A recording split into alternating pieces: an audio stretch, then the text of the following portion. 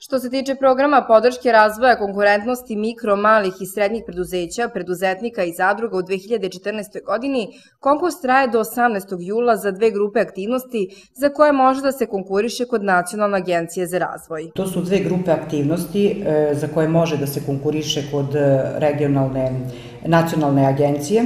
To su uređenje poslovanja u skladu sa zahtevima i međunarodnim standardima, pošto uglavnom danas i za izvoz svi traže ove međunarodne standarde, odnosno sertifikaciju. Zatim novi dizajn proizvoda i ambalaže, kao i elektronska prezentacija preduzeća. To je prva grupa aktivnosti koja se finansira od 50.000 do 200.000 dinara. Druga grupa aktivnosti iz ovog programa, to je poboljšanje postojećih i razvoj novih tehnoloških procesa, izrada implementacije specijalizovanog softvera, a ova druga mera se podržava od 50 do 500.000 dinara i ona isto traje do 18. jula. Nacionalna agencija za razvoj raspisala je još jedan program podrške ženskog preduzetništva koja traje do 11. jula. Osnovni cilj je da žena u preduzeću ili u zadruzi ili bilo u kom pravnom licu ima učešće više od 25%. Ova mera se podržava od 50.000 do 300.000 dinara. Jadranka Đorđević je još jednom istakla kome sva zainteresovana lica mogu da se obrate za sve potrebne informacije.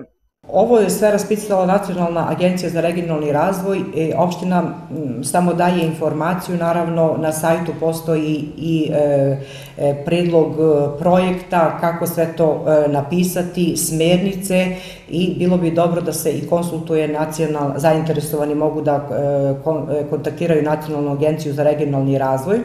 Nacionalna agencija će pismeno obavestiti sve učesnike o rezultatima konkursa za program podrške razvoja konkurentnosti mikro, malih i srednjih preduzeća u roku od 60 dana od dana zatvaranja konkursa, dok je krajnji rok za završetak aktivnosti odobrenih projekata i podnošenje izveštaja do 31. marta 2015. godine.